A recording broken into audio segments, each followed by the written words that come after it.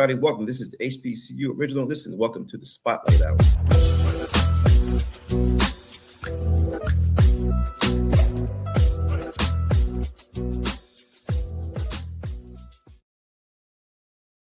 We want to also give a shout out to our sponsor. Today's show is sponsored by Swift Pro for all your marketing needs. Want to be a sponsor? It's simple. Just email us for more info. Now back to the show. JL, all right. Well, good day, everybody, everywhere. How you doing? It's your boy, JL Williams, HBCU Original, the only content you need to be listening to as far as HBCU, baby. Listen, we got a real one on deck, y'all. Listen, we got a treat for y'all today, man. Listen, we went back in the crate and got this one, baby. Well, y'all gonna be ready for this. This is gonna be amazing. Hey, listen, I have the privilege and opportunity, man, to present this song and introduce to others my mentor, my friend, my brother in Christ, and all the above. Doc Pritchett, Dr. Robert Pritchett. What's up, Pritch? How you doing, man? Welcome, good. Oh, man. Listen, I just want to, from the onset, man, I really, there's so much that I could talk about. I just want to sort of highlight some of your accomplishments, and the things that you have done in so many industries. I really have never in my life met such an accomplished person. And I mean, I talk about Pritch often to different people and, people that know him. And, I said, when you think about accomplishments and people that have like me mastered their craft and have stuck to it over a period of time and had such a degree of consistency,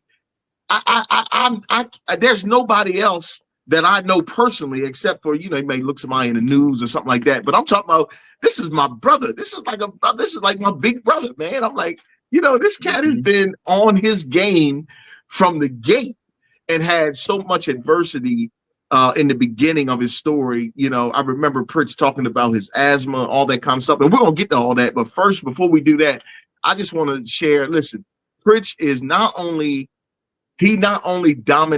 had dominated athletics, in so many different ways. I'm talking about from wrestling to martial arts and all the above of how he has dominated the sports. He has traveled in and out the country. He's been to more country than I've been to States.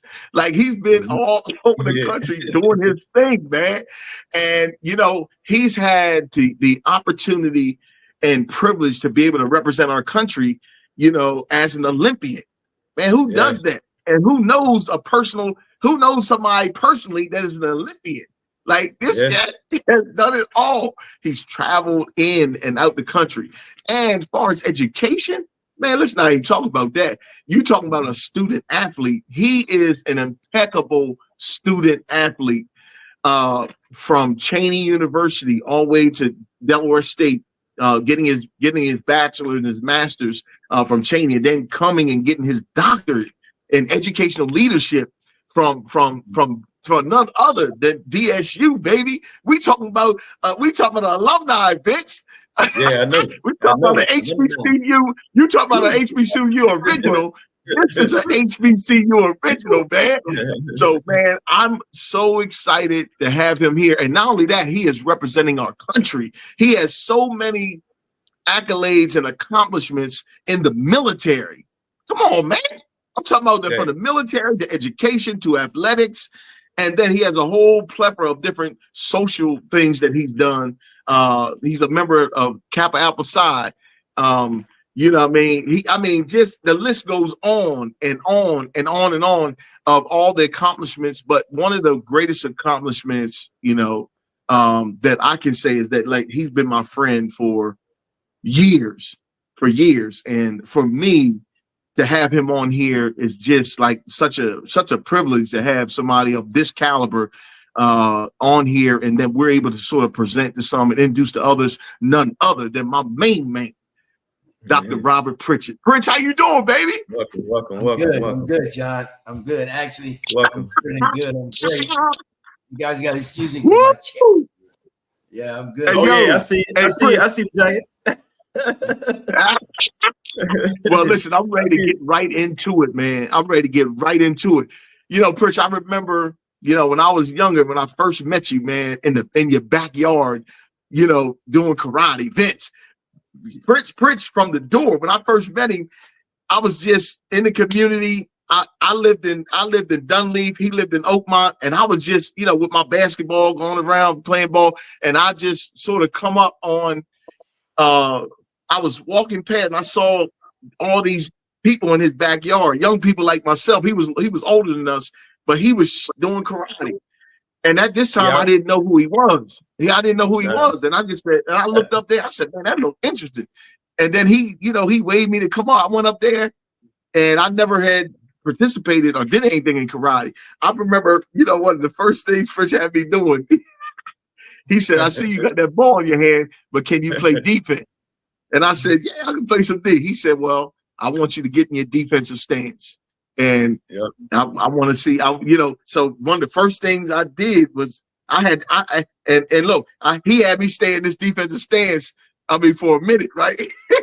And I was shaking, my legs were shaking. I was like, oh, but you know, watching him over the years of his discipline to his craft. And that's where whenever I think about, you know, what it takes to be a master at your craft, you got to wake up every day and you got to feel it. You got to love it. You got to want it. And you got to be a willing participant in your own rescue and in your own dominance or whatever it is that you want to do. And I had a blueprint in this brother that showed me how to be a master at what it is that, you know, whatever it is you're pursuing. So I had a real live example of what that looks like. And so this brother has been that and so much more in my life, you know, even in my adult life. I remember like, you know, going overseas to play ball, and, you know, Doc Pritch and Dr. Jamie Lane really training me, helping me get prepared mentally, physically, the whole day. You know, PTS, pray, train, and study. Look, Pritch used to do, hey, bitch, Pritch had this stuff all over. You talking about a vision board. I saw vision boards before they were popular. Like I saw that if they were in his car, in his red truck, his Jeep he had. Oh, I remember everything, Pritch. He had his goals. Vince, he had his goals and everything right there on his console of things that he Hey, look, hey John, I know. Listen, we know you got a background history. Listen, we want to hear from Pritch though. I know. And tell the people what you do. First of all, what you do. People want to know who you are and what you do. Can you you know, tell our audience, listening audience, who you are and what you do? Mm-hmm. Well, hey, I guess, you know, what I do is I build people. You know, I build the infrastructure and let people go on their way. You know, John, I knew John when he was younger, and then he used to play basketball with one of my youngest brother, you know, with Dean. Dean.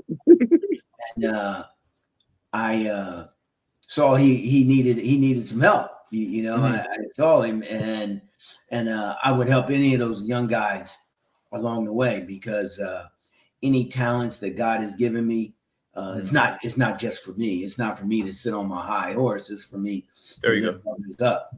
So, you know, I used to lift up all those brothers. I used to try and give them something to stick to. And one of my fondest memories is when John had an opportunity to go overseas. And when I heard about that and I saw him, and he was down around that time because other things were a little stagnant for him. And I said, hey, man, you come, you meet me, I'll train you, I'll get you ready. And then I called on my mentor, Dr. Jamie Lane, and we started training. You know, we started training. And not only was I training him physically, but I was training him mentally to be mentally stronger. Right. And I have this acronym, PTS, Pray, Train, and Study. And that was the acronym that I used, and I used to use that to motivate John. I said, John, you have to be in one of these 3 circles all the time. You have to be praying, you have to be meditating, you have to be studying. You have to be studying your craft. You have to know who you are, and then you have to be about that. You know, I'm just fortunate. You know, I'm fortunate because at a young age, I had to fight. I had to fight for life. You know, I was diagnosed, I think, at like 8 with terminal asthma, and they told my mother that I might not live past 12. I used to have Delaware back then. We had Hercules, ICI, DuPont, all of those chemical companies, and then being in the valley, the pollen was higher as well. You know, I used to wheeze and have asthma attacks and things like that, but I never would let it stop me. And somewhere along the way, I just realized, and actually my mother said something to me. She said, hey, this is your disease. She said, you're going to have to deal with this, you know, and you have to really think about it. And I was young when she said that. And then my dad had so much confidence in me. He told me, he said, Rob, he said, I believe in you. You're going to do it. You can do it. He said, anything you want to do, you can do it. And then after that, it just kicked off, you know, and I started grinding. I started training. I used to go running knowing that I might have an asthma attack. I had my inhaler with me and run anyway. And they used to say, oh, you can't do any sports. You can't do anything. I didn't believe that. You know, I had a foundation in God and from my mother's side of the family teaching me. And then my dad was the strength that gave me the support that told me that, hey, you can do anything. You know, you just got to work. And with that foundation, you know, it just kind of took off and I got serious about it. You know, other people were playing. I was serious because I knew. And the martial arts was my foundation because I watched these little guys. I don't know if you guys remember Wide World of Sports. You know, yeah. It's way back. You know, that's going way back in the day there. You know, and with Wide World of Sports, man, I watched these guys from China break ice and bricks and fire and all these things. And I said, hey, if they can do that, these small little men, then I can transfer that same kind of energy into myself. You know, I can do that as well. And then, you know, we grew up in the 70s where Bruce Lee was the thing and the martial arts. And I just realized that was a way of strengthening my mind and my body. My spirit was strong. I just had to strengthen my body, you know. Hey, John, you know, I can attest to what you were saying. I remember because our coach Ernie Anderson, I don't know if you remember him, Pritchett, coached at Del Castle. And he had your thing on the wall, and he's showing the Olympics. And at that time, I was running the Junior Olympics, and it was an inspiration because you know nobody at that time was from the area who had made it that big, like going overseas into the Olympics, and that was an inspiration. He had it right on the wall. I might have been like 14 years old, I think I was. Yeah. Wow. Ernie Anderson. So let me clarify one thing for the record. So I got second at the Olympic trials. I got second twice. I got second in '96 and in 2000. So I was right there. But I wasn't on the Olympic team. He had an article of you on the wall. So we had the. You weren't you like a alternate? You was like an alternate or something. Okay. Yeah. I trained. I tell you, my journey was such an incredible thing because God will open up doors for you. Sometimes there's a scripture, I can't remember which one it is right this second, but it talks about sometimes you have to hold your peace, and allow God to fight for you, But in order for that to happen, you have to put yourself in the right vibration. Your elements have to all be in line with each other, and your concept and your mind, your body and spirit. I created my own system of martial arts, and in there I talk about synchronization of your mind, your body, and your spirit. And before I knew what synchronization really was, I was doing it. And that is one of the things that helped inspire me, putting my mind and my body and my spirit all in line. And, you know, sometimes you see these great athletes, but then they have these other areas of their life that are just in shambles. And you wonder why, how do these things happen? I was able to put them together just because of my foundation, you know, and that I think is what catapulted me to achieve some of the things that I've achieved over the years. It's that synchronization. It's like, don't forget the goal. Remember who's backing you. You see, it's not people who's backing me. It's God who's backing me. And it's because I try and do it the right way. Listen, none of us are perfect, but it's not perfection that I'm seeking. It's decency. It's respect. It's honor. That's what I'm seeking, you know, and then that level of discipline. My only claim to fame is being disciplined. You know, I claim that. I claim that. That's who I am. You know, we were the first class to graduate from Delaware State in educational leadership when they started the program. You know, wow. I got into the program, and it was like 25 of us in our first cohort, and we were standing around, and they introducing everybody, and everybody stands up and introduces themselves and tells a little bit about their background. And I stood up and I told them, I said, "Oh yeah, I'm going to graduate." And the saying is, "Don't be ABD, all but dissertation." You can't get that doctorate without that ABD. You know, you can't claim it if you don't have that. But see, that's right. But see, I knew that I was going to finish because of that discipline, because of that synchronization. I said, I'm going to lock in. I don't care if it takes me 10 years. I'm going to get this thing. You know, I'm going to work at it. And I remember, man, in my room, in my house in Newcastle at the time, I had 75 copies of my dissertation going around the walls. Each time I made changes, I had to keep each one. And I worked at it. And I knew that nobody was going to stop me because of my work ethic, because of that level of discipline. And that is that's where it comes from. That's my foundation, that synchronization of mind, body, and spirit. And John, it just came from that PTS, from that pray, train, and study.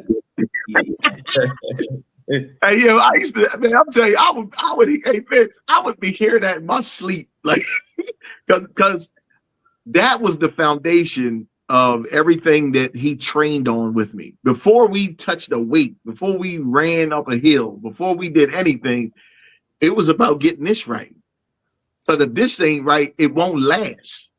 No, right? You know that, because we have people that go and they have a great little stint and doing what they're doing, but then they fizzle out, and they fizzle out because they don't have the continuous, the continuous reminder of the thing that got you to where you are, and the foundation is that discipline with Pritchett. It would almost haunt me, because it was all about PTS. It was about pray, training, and study. This is how you're gonna get there. There's no other option. If the Bible talks about your fruit remaining, like anybody can have a good time, but can your fruit remain? Can you have sustaining fruit that lasts over time? And those are the things that I remember that was from him every day. Like every day, it was PTS, pray, train, and study. It was beautiful. You know, I'm coming to you as Dr. Robert Pritchett now. We have students who may be chiming in, looking. These are college students and aspiring students who want to go to college. You know, what do you say to them? And despite of the, let's just start off, because me and John had a conversation earlier about the election, and all that, will be changing pretty soon in January. And some students may not be, feel inspired to go to college because of Trump's words and things of that nature. What inspiration can you give to them, to encourage them to move forward, even despite of, things that may look doing. Right. Well, You know, the first thing I would say is, you know, don't allow a system or a person to stop you, because if you put your mind and your body in synchronization and you start centering yourself, you can get there. You know, if you have the aspirations of another generation or being the first to go to school, to go to college, then you have to put in the work. You have to take those steps. I don't believe that one person can stop us. I don't believe that a system can stop us, because remember, if we go all the way back to the 1600s when slavery first was set upon on these shores of North America, to now, how much have we overcame? How much have we done? We've done so many things as a people, but it's because, you know, people didn't give up. They didn't allow the fact, you know, the Underground Railroad, Frederick Douglass, you know, we can go on and on about all of these people who said that, oh, I'm not going to quit. I'm not going to give up. You know, no, we're just going to be slaves and die. But you have to stand for something. You know, my first hero was my dad, but then I had so much respect for Muhammad Ali because he sacrificed in his prime. He sacrificed everything to stand up and told people that, no, I'm not going to go and kill anybody else while people in my own country are fighting. And at first, you know, he became a hero after he was old and had Parkinson's. But in his younger years, he wasn't the hero to a lot of people. A lot of people didn't like him. They called him the Louisville Lip, you know, because he used to talk so much trash. But the bottom line was he stood up and he changed America. You know, he made people look. And while some people were intimidated by Malcolm X, they had to, he told the truth. It was just that he told the hard truth. He shoved it right down your throat, the truth of the matter, you know? So you have to give these brothers credit. And then, of course, I'd be remiss if I didn't mention, you know, Dr. Martin Luther King, you know, Medgar Evers. And, you know, when we start talking about all of these giants, they didn't give up. So to any young people out here, I say, you know, you can't give up. You know, you look at Shirley Chisholm, you can't give up. You know, when you look at, you know, Booker T. Washington, you can't give up, you know. So I would say you can't give up. You know, when you look at Robert Pritchett, you can't give up. You know, I didn't allow. Hey, can I ask you a question too? You know, me and John had a conversation. These students don't relate to that. They don't relate to Muhammad Ali. They don't relate to Martin Luther King. They don't relate to, because it's so far. I think the gap. This is a different generation we're dealing with. They don't have anybody within there. See, me and John, you know, we're the same age. We can relate to that era because we were born from that era. Right. They don't have anybody just in today's era, I don't believe, who is on that level, maybe Farrakhan, that they're looking up to. You know what I mean? There's no. Yeah. We came up with different eras, so the times are different. It's a little hard. I don't say it was harder. I think it's just different.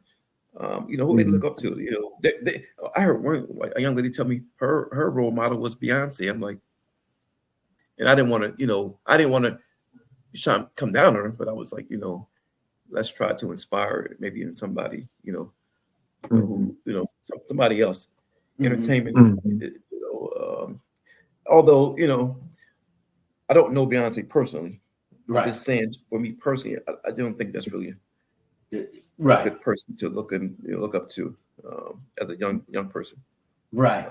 Well, you know, if you, I would say, and John, I know you can relate to this. You know who was incredible was Kobe Bryant. Kobe Bryant was a guy that he just had an average vertical. He didn't have big hands. You know, he wasn't 6'9", but what he was able to accomplish because of his work ethic. They said that there was nobody in professional sports that had his work ethic, other than that. They said that Jerry Rice and Walter Payton had a little bit of it. But in this era, Kobe Bryant was one of those guys. You know, Kobe Bryant was one of those guys whose work ethic was incredible. You know, his work ethic, he outworked everybody else. You know, and that's what made him great because of his work ethic. You know, and then I always transfer that back. I mean, if you want to know anything that allowed me to go, it was that discipline, was that work ethic. And John, I tell you, you know, I was able to cross barriers from wrestling. When I won the World Cup in Sambo, we went to France, and I was unscored on. I was one of the only, I think they said that I was the only African American to be unscored on at the World Cup in Sambo. And I won the World Cup over there in Sambo, which is a combination of judo and wrestling. And it was because of the discipline. It was because I just kept, I'm working all the time. You know, that became the first thing. You know, I did a bunch of other things, but my work ethic is what carried me through. My work ethic to get my doctorate, my work ethic in wrestling, my work ethic in Sambo, my work ethic in Sancho, my work ethic to get me in the military. You know, all of those things happened because of the fact of my discipline. You know, I would, you know, I look at that's a good question. You know, we don't have as many outspoken mentors as we did back. You know, I think I heard John mention about Barack Obama, President Barack. I think he's one of those guys who's done that, but we don't have as many in their eyes. But if you read his story, you can be inspired by that. Yeah, you know, because it was unlikely to be who he was, but he rose and he rose quick with his coalition, and I think he's one. But you know, from a local standpoint, hey, I'm willing to talk to any of them anytime that I can to inspire them, because I'm right here. You know, maybe I'm back there, but I am right here. You know, definitely, we're gonna be on you. No doubt. And you know what they have, like you have, you know, there are different people. Like in the morning, my morning motivational stuff that I do with the kids in the morning, just to establish mindset of how we should approach this day. I oftentimes will show them something like E.T., Eric Thomas, E.T. the hip hop preacher. He has a lot of great content, you know, around persevering, and he talks about different things, the same stuff that you have talked to me about for years, Pritchett, about discipline, work ethic, you know, having a great attitude, treating people right, all those things that help make you into the individual that you would be proud of, you know, talking about them, the person, and also how you could really help to, you know, inspire some others. And so I always give them a steady diet of those things. Rich, who were some of the people that helped shape you in that holistic way?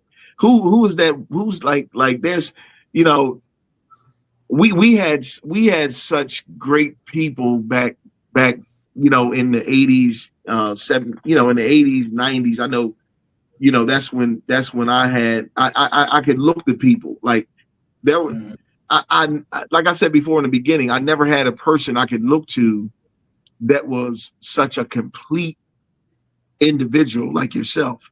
And I know you had your dad, but were there any other like named athletes that you like really looked up to, that you really drew from? Who were those people for you? You know, it's I had breadcrumbs along the way from different people at different times. You know, my parents were inspiration just because I respected them, because they told me what they didn't do and what they didn't have, so that I could do better and do more. You know, my neither one of my parents went to college, so I knew that this was something that I had to do.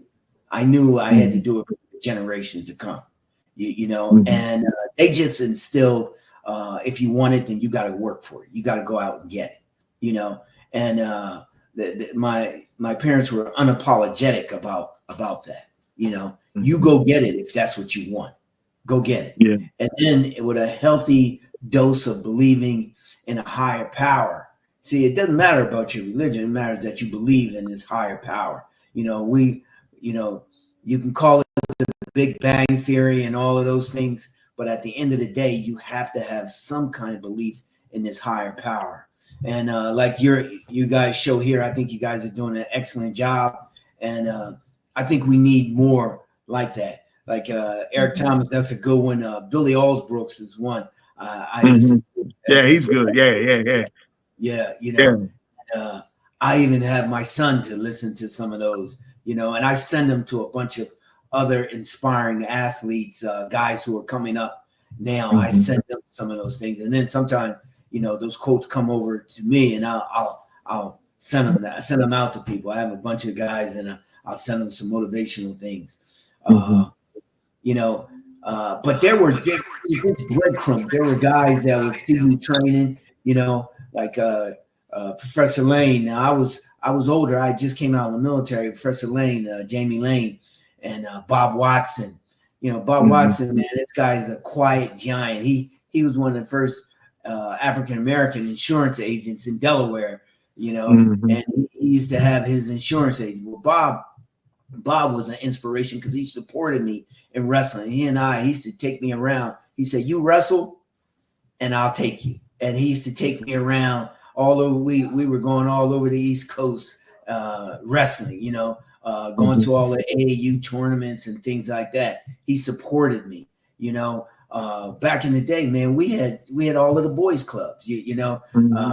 Rich Brown, you guys remember Rich? Yeah, Rich used to say, "Hey, man," he used to tell me, he said, "You're different." He said, "You're different." He said, "Keep it up, man." You know, so it was a bunch of young guys that were right out of college and things like that who were inspiring. Some of my dad's friends and then some family members that would support me because I was the first wrestler, you know, really in the family, you know, but everybody else played ball, you know, but I wrestled and it was that inspiration. And so it wasn't just one person I can't look to. I would say it was a few of them. You know, if you want it, if you search for it, if you look, somebody will pop up, somebody will appear. There's an old saying. There's an old saying: when the student is ready, the master will appear. When the student is ready, the master will appear. And I used to remember that was from the martial arts. And you start to think about it, and you'll know that somebody will come. Somebody will come if your desire in your heart is earnest enough, that you're willing to work for it, that you're willing to sacrifice for it, then it'll come. It'll come. Somebody will, no doubt. Will appear. You know? Sacrifice is everything. So those who are listening, definitely listen, and then, you know, you got to put the work in. Yeah. There's a quote that John always says. What's that quote, John? You know, you got to focus. You know, focus. John, you say it better. Feed your focus. Starve your distractions. Feed your focus. I apologize. Yeah, you got to feed your focus. You know, and starve your distractions, man. Yeah. You know, and it's critical. Yes, it's critical. If you to success, I guess they assume Beyonce and it comes easy, but you know. Yeah, they you know, a lot of times people don't talk about the hard work behind it. You know, how did it come? I remember when I was at Del State, you know, I came out of the Army, and then I said, you know, I'm getting ready for school. So when I was at Del State, I'm there wrestling, and we had we were training. So I would go to these off-season tournaments during the summer, and I met a guy, you know, and this guy named Del Bonzo. He was the coach that recruited me when I came out of the military. He was over at Westchester, but then they dropped the program at Westchester. So now I'm at I'm at Del State, and I go to this tournament, and then Clarion University recruited me, and they had one of the top 10 wrestling programs, Division I in the country back then. And I said, yeah, I got to take advantage of this opportunity. But it wouldn't have come had I not been at those tournaments. And then from there, it just bloomed into this whole thing. I was a part of Foxcatcher, where John DuPont shot Dave Schultz. I was a member of that team. Two of my best friends, we were like brothers, are the first two Black Olympic gold medalists, Kenny Monday and Kevin Jackson. Both of the first two Black Olympic wrestling gold medalists are those two guys. And I met Kevin because I went to Clarion, because I took that, and I saw Kevin. He had just came back. No, he was training, getting ready for the Olympics. He was training, getting ready for the Olympics, and he said, "Yeah, man, hey, I'm going to be around. Come on out and train." And then that's when it started, And I met these guys, and like Kirk Angle. Kirk Angle and I were on the team together at Clarion University. Kirk, Olympic champion, he was WWF champion. All of those things, all of those things started coming together because I had that focus and those breadcrumbs along the way. But you got to be able to take advantage of that, and the only way that can happen is if you PTS and if you pray, train, and study. Hey, Pritchett, you ever think about doing WWE? Hey, there was a time. Junkyard Dog, that's my man right there, man. There was a time when I thought about it, Oh man. yeah, there was a time when I thought about it, but then I started looking. Okay, I said, okay, I can go get this master's degree, or I can just do that. And I look at some of those guys, and they don't last too long either, man. No, I don't do bad. They don't like, And then, I'm sorry. Go ahead, Vince. Go ahead. No, go ahead. No, I was saying, and then they don't have anything to fall back on once their career's over. You know what I mean? Due to an injury, or it could be. Why they don't teach them that, man? I wonder why they don't teach them. Because it's not popular. The popular thing is at the moment, and then again, one of the things that Pritchett alluded to, having those mentors, those staples in your life that have been proven. See, the fortunate thing I had in Pritch was what he took away from me, and this is what the young people need to hear. What he took away from me is the excuse to say, I've never seen it before. Right. I've never seen what discipline looked like before. I never saw what discipline looked like before. See, he took that away from me. So I could never make an excuse to say, well, I don't know how to do it. And I don't have a mentor or nobody to show me how to do it. He took that away from me. And so him taking that away from me, now the success and the work ethic is on me. It's on me to apply all the things that he taught me how to apply. And so, our young people to. But hold on, Don. I'm talking about in essence of the professional level, which we're talking about. Those guys not retaining their wealth. Those guys are deteriorating in health. Yeah, that's what I'm talking about. I'm talking about the relationship of why they're not being taught how to save their money, or you got guys who are making 60, 70, $100 million and they go broke. Yeah. Well, that lifestyle is moving at such a fast pace that they think, it's going to always happen. This is what happened to a lot of the pro athletes. They think that they're always going to be there. You're always one injury away from losing it all. And then they're running through money because money is running to them, and they're running through it. And if you don't have the carts, if you don't have somebody to anchor you down, if you don't have those things, then you're going to slip by. And a lot of times people just want to be around you for your money, and not for not to help you, not to guide you. And a lot of those people don't have mentors. They don't have those things. And like John, I remember when John first came to me, and he was building Save the Seed, and when John had Saved the Seed, and he asked me about coming in and inspiring others, I said, absolutely, and man, we had some great times inspiring a lot of young kids. And we were down to the prison, we went down to the prison. That was a great show, John, with us, Yeah, that was great. the poets, the twin poets. Yeah. We had a powerful group, and we did those things to inspire others. Yep. Yeah. So yeah, and it was awesome. Mm-hmm. Yeah. But you know what? Even Pritch, I want to share this real quick. Even in that moment, being at the prison, and those prisoners, they may have never talked to a brother like Pritch that was such a disciplined person. And not only that, but such an accomplished brother that looked like them. And him sharing his work ethic and him sharing how I got there. And the fact that God is no respecter of person.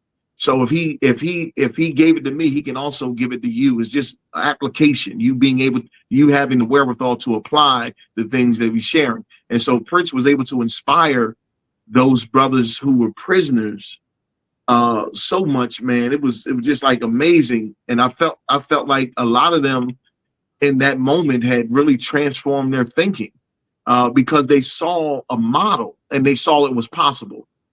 So it was a really good time in having, him be there and talk to the brothers at Smyrna. I mean, we was at Smyrna prison, Vince. I mean, we wasn't at no little boys. Yeah, grown men right there. We was at the big house. And these was grown men. They were graduating from, they were graduating from a program in prison, and their families were there. It was a celebration of them doing that because they were going to be getting out soon. And so Pritch was able to really, bring it home to them about, the importance of, if never before in your life, at this moment, you really need to be locked in. Hey, Pritch, because you're about to go out here in this world.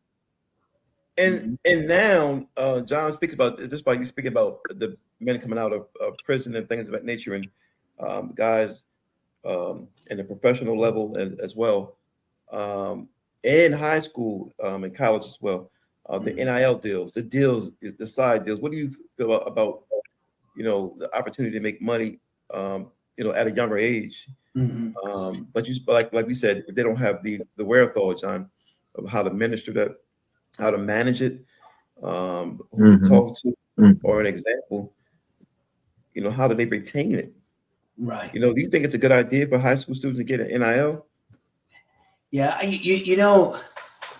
say yes, but it has to be some restraints put on it. It has to have some control put on it. Like they need to have a financial advisor. They need to have, if you need to have somebody to help you to manage it, and somebody legit.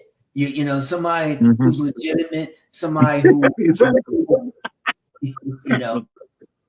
because what happens is, if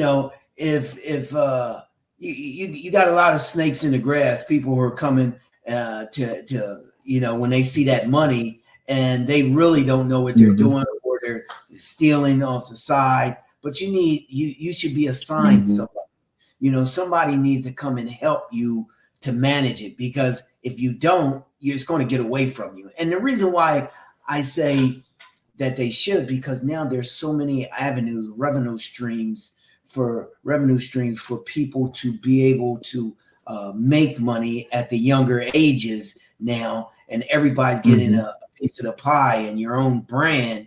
But how do you manage that? You need somebody to keep you grounded. So I think everybody needs a team when you start getting to that. You need somebody to keep you grounded. I think those things are important. I see young men, high school, and I don't, and Vince, I don't think. Oh, go ahead. I see young Say it men again, in Vince. high school. I see young men in high school and college who are getting NIL deals, and they think they don't need their parents' guidance or whoever or person who was, who brought them up, and then they go squander it and lose it all. That's right. That's right. And then they can walk back expecting that same open arms, and that's the guidance. It's critical, man. You look at Deion Sanders' sons. Yeah. And they have a great mentor, a great person to follow. He's been through it all. Right. He can tell you about how to do the money, how to hold on to it, how to invest it. But everybody doesn't have that. That's true. That's true. And this is all new. This is all new. So yeah. It's all new. But go ahead, John. Yeah. But what I was going to say is that I don't believe that money should be released until you have those pieces in place. If you don't have a financial advisor, somebody that can help marshal your resources, and give you the education that you need in order for you to, in order for you to process that correctly, I don't think the money should be released until you have certain checks need to be checked off, and then the money can be released. You know what I mean? You got to have that, because like the Bible says, a fool and his money will soon depart. That's right. So you won't have it long. And we get so enamored and excited about the opportunity of getting it, but not the process of keeping it. Right? We have to get excited about the fact that this is generational wealth. Yeah. This wealth is not just for me. And you can't, and the great thing about what Deion does, he always talk to his kids about others, helping somebody else. Yeah. This money ain't just for you. It's about how you going to inspire the next generation. Yeah. Pritch, I remember you used to always say, you always got to have somebody under you that you grooming. Yes. You always got to have a young boy on your hip. I'm giving it to you. Who you giving it to? You know what I mean? You got to have something, because that part of that keeps you anchored, because now somebody looking up to you to give them what I'm giving you. Yes. Well, John, I have a saying at my dojo. I started my own system. I have 6 black belts in 6 different styles. And I started my own martial arts system, including all of those, plus some of my military tactics and some other things. And in there, I say to all my black belts, I'm a magnet. Now I magnetize you. And see, I'm a magnet because I got it from Bob Watson, from Jamie Lane, from Bob Godwin, from Lonnie Fleming, from, Rob Pritchett Sr. I got it from all of these pillars in our community along the way, and they help magnetize me, and then from there, I start magnetizing you, John. I started magnetizing you. I started magnetizing a whole lot of other guys. I have some guys at my dojo now that are coming up, and I magnetize them. And I wanted to make sure that I wasn't just an athlete, that I was more complete. That's why I was doing Save the Seed, that I was trying to reach back and pull some other guys up, and then I wanted to make sure that I had the educational background that I could walk in places and be respected. And it's not always about the education, but it's about the mindset that it teaches you to have. It is about that critical thinking piece that a lot of times we lose, especially in this fast-paced world that we live in these days. So I become the magnet, and then I magnetize you. And see, that's the key. We have to keep magnetizing and magnetizing others. And when you do that, you have to lift them up. But shows like y'all have right here, when young people can see these kind of shows, I've often thought about a mentor line, having people to call that you could call and get advice, get advice from somebody. Tell me your situation, and we can help you work through some of those. You have older people on there who are going to give you wise counsel. That's something that I really thought about doing, and maybe we can work on. A mentor line. That would be good, Vince, because of what you're saying. Like, I don't have anything against any of the entertainers, but we need somebody. We need people that aren't just the glamour of this thing for them to latch onto. What John was saying, we got to keep that money, man, so we can build on it. Yeah. You know what, Pritch? One of the things that Whitney and I are doing. God blessed me to write this book called The Runway to Purpose. And that whole process of even thinking about that was so, revolutionary to me, in the sense of helping people to understand, in order for you to take flight in the thing that God has given you, you got to do your work first. Yeah. You got to get on the runway first. A plane can't rise up unless it gains momentum and it does the groundwork first. A plane burns more gas on the ground than it does in the air.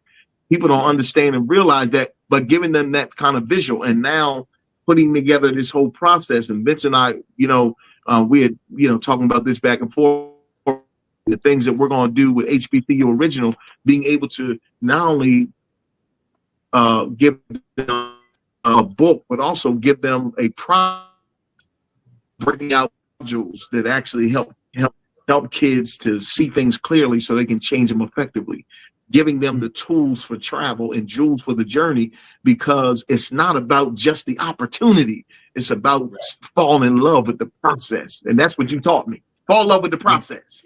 Yeah, that's right. John, just the mere fact of being clean, not drinking and smoking, having that discipline to be able to do that. I tell people, hey, I'm high off of life. Nobody. Now I grew up right there in Delaware. You ain't never heard anybody ever. I'm always gonna do my best to walk straight up, upright, and they know that. So when you fall in love with the process, then you realize that the process has to have some discipline to it, and you have to be able to say yes to those things that will make you better, and to say no to those things that will make you less than your best. So when you get into it, fall in love with the process, man. I used to love how I felt. I love how I feel now. When you're healthy, when you're strong, when you can go out and run and exercise, and you feel great, man. You feel blessed. You feel honored to be able to do that. And that is part of that falling in love with the process, man. Sometimes we get weighed down with all of the things that we have to do, but then you just narrow your focus and you pick out one or two of the things and you start to work on them, and it starts to become like a stair step. One thing leads to another, or the snowball effect. Even if it's rolling downhill, you start to roll, you gain momentum. And when you gain that momentum, some excellence starts to creep into that. Some success starts to creep into it because you're moving. Sometimes you move fast, sometimes you move slow, but keep moving. Keep moving. That's right. I love it. That's right. And those things, even on this journey I'm on, of even my health and wealth, my weight loss, right? And Pritch, praise God, I lost 30 pounds, man. My weigh-in was yesterday. I lost 30 pounds, and I'm excited about that. But you know what? In this time where people are using all kind of other mechanisms to lose weight, they're injecting themselves with all this and that, doing all that. Man, when I thought about it, I said, man, I got too much in me that had been invested in me to revert back to some other kind of way. Like David, I can't win with that armor. That armor, that armor you got, I can't win with that. I win with the armor that had been instilled in me from my mentors. And so I had to go back to the drawing board. You know what I mean? And I had to I had to say, okay, man, let me establish myself. Let me get my mind, my PTS, my pray, train, and study. I revert back to all that puts me in a mindset that champion, and I know I can get it done. So those things really that I've learned, those are the muscle memory that I lean toward and lean on that helped me to become the best version of myself that I could possibly be. And I'm excited about that. Yeah. Man. Oh, Pritchett, look like your thing went out. What's that? Yeah. I don't know the camera, but I can still hear you. I'm still here. Let me see. Oh, okay. All right. Oh no, Vince, can you fix that? What happened to the camera? No, I can't fix it. I think that's on this end. But we went on. What do you want to hold you too long? Listen, hey, family, listen. How can they reach you, Pritch? Just be. Well, my email is easy. It's all lowercase DRRSP 2@gmail.com.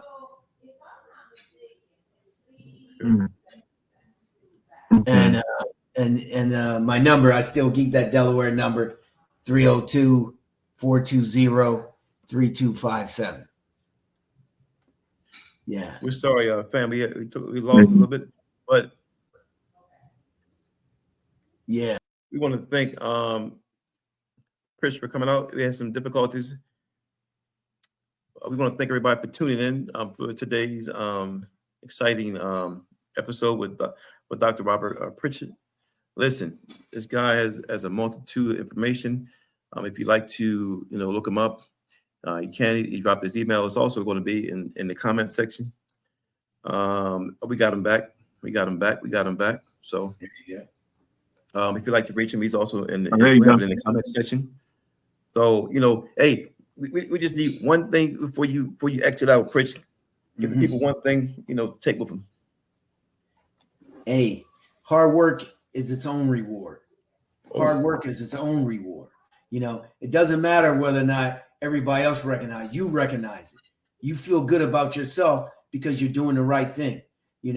Try your best to do the right thing. It doesn't matter about how everybody else perceives it. If you work hard enough, everything will be all right. You got to keep grinding. You got to keep grinding. That's powerful. And when I coach up here, the head wrestling coach at one of the high schools. I've been here for 11 years. And I have a saying, grind until you shine. Grind until you shine. Until you shine. Grind until you shine. Take us out, DL.